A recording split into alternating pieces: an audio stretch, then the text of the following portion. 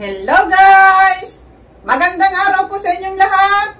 Andito na naman ako sa harap ninyo para magbigay na naman ng isang impormasyon na baka hindi nyo pa nalalaman. Pero bago ko simulan, humihiling lang po ako ng kaunting pabor na i-subscribe ang maliit na channel ni Ate Stella ninyo. Guys, huwag na tayong paligoy-ligoy pa. Simulan na natin ang ating topic ngayon. Pero bago ang lahat, sagutin ko lang po yung nagtanong sa comment section kung ito ba raw ang tunay kong buhok o wig ba daw ito. Guys, minsan nagsusuot po ako ng wig, halimbawa medyo brown, no? Pero ang tunay ko pong buhok ay ito. May bangs po ako at black po yan siya. Hindi po kasi ako nagbabrown na talagang yung labas sa wig. Meron akong maraming wig dito. Merong mga black, blue, yellow at saka brown. Pero ang tunay ko pong buhok ay ito. Ito ngayon. Ito ang tunay kong buhok, no? May bangs tapos maiksi lang siya. Kaya kung makita nyo na kulay brown na mahaba, ay wig po yun. Pero magandang wig po yun ha. Hindi po yung mga wig kung ano-ano lang. Kaya kung gusto ko pong ibagay sa suot ko, kaya ako bumibili ng mga wigs, no? Na para naman maiba yung buhok natin minsan. Hindi na lang parating na itim, no? Minsan brown. At saka minsan kasi sa mga damit, mahirap lalo na pag brown ang damit. So, mas maganda rin brown din yung ano. O, yan, napachismis na. So, ang ating topic natin ngayon ay nanggaling sa ating isang subscriber. Narito po ang kanyang katanungan. Itanong ko lang, madam, kung hindi ba masakit sa babae kapag isagad ng mabuti si Junjun sa kanyang perlas? So guys, yan po ang katanungan ng ating isang subscriber at wag na nating banggitin po kung sino sila para sa kanyang privacy. So pwede ba raw isagad doon sa kailalim-laliman ang kanyang Junjun, no, sa perlas ng isang babae? Pero bago ang lahat, disclaimer lang po, ang impormasyong ibinibigay sa video na ito ay para sa mga layuning pang-edukasyon lamang at hindi nilayon bilang kapalit ng profesional na payong medikal. Maraming salamat po. Ayon sa aking pagsaliksik, hanggat ang isang babae ay mayroong sexual o pagkapukaw, hindi po siya masasaktan. Ngunit kung walang pagkapukaw sa babae, maaring tatama sa kanyang cervix o matris ang iyong ari. Kapag nakikipagtalik ang isang babae, ay ang kanyang perlas ay maaring humaba kapag siya ay napukaw. Ibig sabihin, humaba, pwede doon lumalalim sa palalim. At kapag ang isang babae ay hindi napupukaw, hindi po siya tawag dito, humahaba, no? Ibig sabihin, kaya nga may kasabihan na kahit medyo may kalakihan si Manoy, kapag tawag dito, kapag napupukaw ng isang babae, pwede mo na yung ipasok ng hanggat komportable ang babae. So yun po yun guys, no?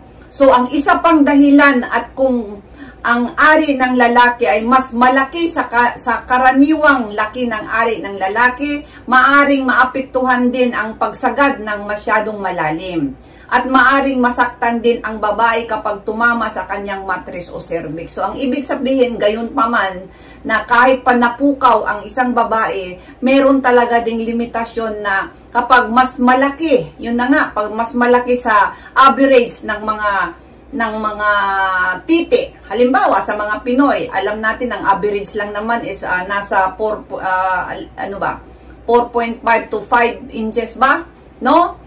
So, ibig sabihin, pag nasa 6 to 7 na rin, tapos talagang isagad mo ng isagad yon, ay talagang tatama doon sa cervix niya. So, medyo masasaktan na ang babae kahit napupukaw siya, no? So, ang ibig sabihin, kaya yung mga ibang ang tanong natin ay kung masasaktan ba, kung normal lang ang laki ng iyong ng iyong piston, tapos pukaw na pukaw ng isang babae, ay hindi po siya masasaktan dahil yun na nga sinabi natin na ang ng babae ay humahaba yan, humahaba, lumalalim, no, na habang siya ay tawag dito, napupukaw. Kaya wag po tayong pag-alala. Malalaman lang po natin na kapag isinagad mo mabuti na aray, gumanon ng isang babae, ay kailangan ng kailangan na ng pag-uusapan yan, no? irespeto po natin kapag umaray ng isang babae, wag na po nating ituloy sa kailalim-laliman. Kasi yun na nga sinabi ko na kapag mas malaki sa karaniwang mga titi ng lalaki ang pumasok ay talagang masasaktan ng babae. Kaya tandaan natin kapag ang babae ay depende na sa babae, kung komportable siya kahit isagad, nasa kanya yon, siya lang po ang nakakaalam. Pero tandaan din natin na kapag ayaw ng isang babae, no, na talagang isagad, irespeto po natin. Wag po nating parang sa sarili mo na lang na kahit aray na. Kasi minsan ang babae kasi, nag-aano yan sila yung hindi na lang umiimik. Imbis na mag-aray, merong iba umuungol na lang. Pero yun pala, ang ungol na yun ay nasasaktan. Hindi lahat po na ungol ay nasasarapan, ha. Kaya ang ibig sabihin kapag naiiba yung pagdaing niya, baka masakit na po yung. Kaya kailangan ng komunikasyon.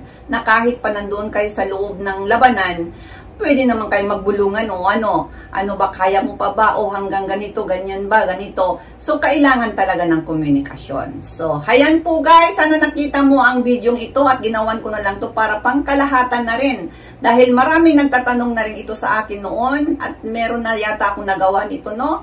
Na talagang ibig sabihin, kapag hanggat komportable ang babae, ay ibig sabihin, kaya niya po yun. Hindi po nasasaktan. Kapag nasasaktan na sa tingin mo, itigil mo na at pag-usapan ninyo. Maraming salamat sa inyong lahat. At ang mga binibigay kong mga tawag dito, mga impormasyon na aking binibigay sa aking channel ay pawang mga ni-research ko lang po ito at hindi ko po mga sariling opinion lahat, no? Kaya kung meron mga hindi talaga accurate din, ay yan po ay hindi ko po opinion dahil ni-research lang po natin. Maraming salamat at sa inyong pag-intindi. Maraming salamat. Bye-bye!